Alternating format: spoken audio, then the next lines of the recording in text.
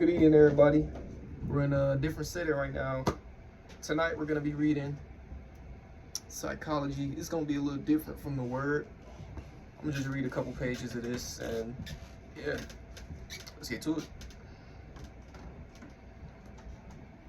To evaluate this effectiveness of this alternative approach against the common sense, Dweck chose 12 children who were known to give up in the face of failure. She divided the children into two groups and gave each group 25 days of special training with math problems. The first group was presented only with easy problems, and so experienced nothing but success.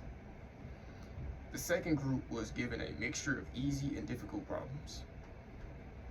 Whenever these students began to give up, they were encouraged to believe they were simply not trying hard enough.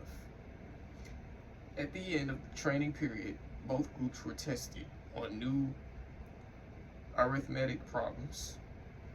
Contrary to the common sense idea that many successes should build confidence and lead to greater persistence, the success-only children continued to quit when they once again experienced failure.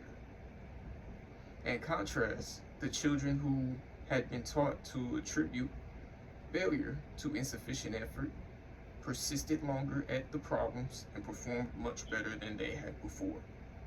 Okay. Dweck's study is just one of many that shows how scientific findings about human behavior often contradict common sense notions. To take another example, consider the common sense idea that if people under hypnosis remember details about the past that they did not recall before, then hypnosis must be an effective memory aid. This conclusion seems so logical. You are probably sure it is right, but psychologists have found that it isn't.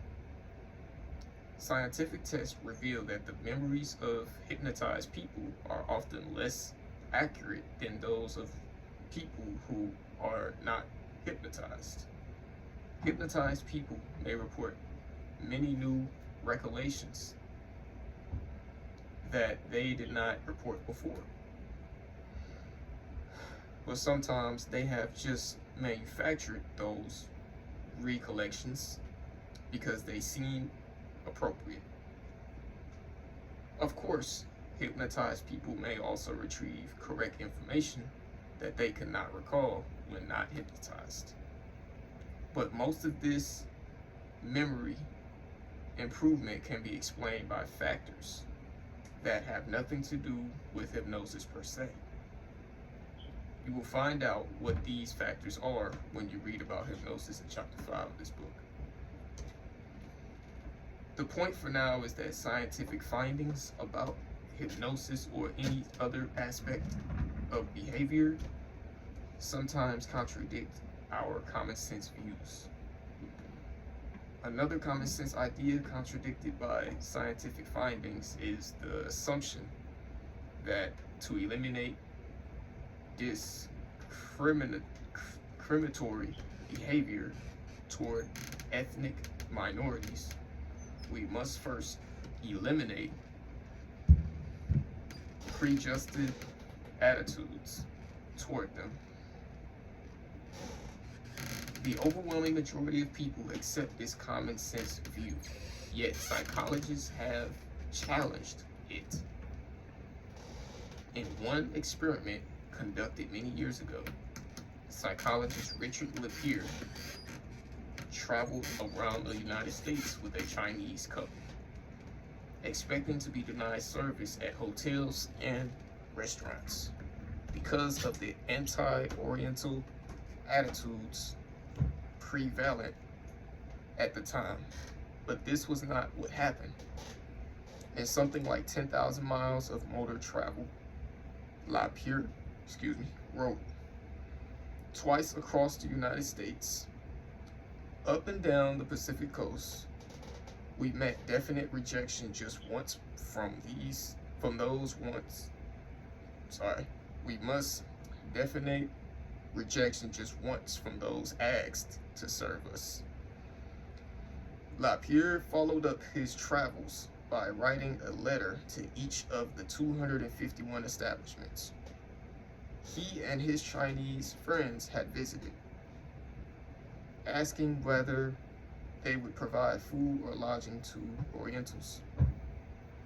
Of the 128 that responded, more than 90% answered with a flat no, showing that their attitudes were very prejudiced. Apparently, people do not always act in accordance with their attitudes, as common sense would have us believe. In Chapter 18, we shall explore the conditions under which inconsistency between attitudes and behavior is most likely to occur. That psychology sometimes contradicts intuitive judgments about human behavior is an important theme of this book. As you read this text and learn more about psychology, you may be surprised to learn just how many of the facts about human nature that you accept as valid fail to hold up under scientific scrutiny. All right, that about wraps up tonight's reading. I pray everybody have a blessed night. Have a good night.